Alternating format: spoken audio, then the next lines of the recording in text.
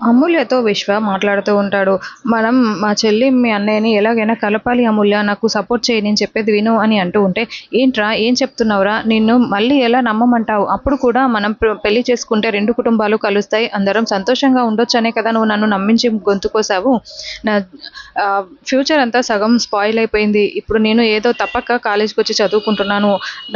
నా లైఫ్‌లోకి మళ్ళీ రావద్దు అని చెప్తూ ఉంటుంది. అది కాదు అమూల్య, నేను చెప్పేది విను. అప్పుడు నేను అలా చేసింది తప్పే. అది నా తప్పే అని నేను ఒప్పుకుంటున్నాను కదా! కానీ ఇప్పుడు మా చెల్లి మీ అన్నయ్యకి దూరమై ఎంత బాధపడుతుందో నేను నా కళ్ళారా చూస్తున్నాను. వాళ్ళిద్దరిని ఎలాగైనా కలపాలి అమూల్య. మనిద్దరం కలిసి ఆ పని చేద్దాము అని అంటూ ఉంటే, ఒక్కసారి నమ్మి మోసపోతే అది అమాయకత్వం అంటారు. మళ్ళీ మళ్ళీ నిన్నే నమ్మి మోసపోవడానికి నేనేమన్నా పిచ్చిదానిలా కనిపిస్తున్నానా అని అమూల్య తెగేసి చెప్పేసి అక్కడి నుంచి వెళ్ళిపోతుంది.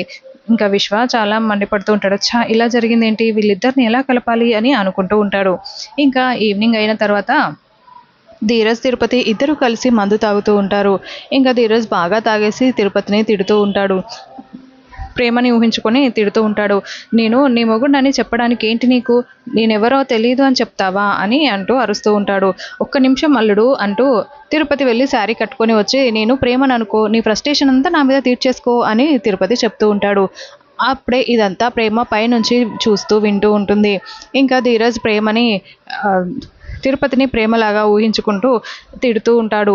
ఇంకా ఆ తర్వాత నన్ను మొగుడని చెప్పవా అని చెయ్యి కొరుకుతూ ఉంటాడు. రే అల్లుడు అల్లుడు ఆగరా ఆగరా అంటూ ఇంకా తిరుపతి అలా పరిగెత్తుకుంటూ బయటికి వచ్చేస్తాడు. అప్పుడే ప్రేమ కూడా బయటికి వచ్చి కిందికి దిగి బయటికి వస్తుంది, గేటు బయటికి. ఇంకా అలా రోడ్డు మీద అందరూ కలుసుకుంటారు. అలా తిరుపతి పరిగెడుతూ ఉంటే ధీరజ్ పట్టుకుంటూ ఉంటాడు. ప్రేమ చుట్టూ తిరుపతి తిరుగుతూ ఉంటాడు. ఆ తర్వాత ధీరజ్ ఒక్కసారిగా ప్రేమ మీద పడిపోవడంతో ప్రేమ నెట్టేస్తుంది.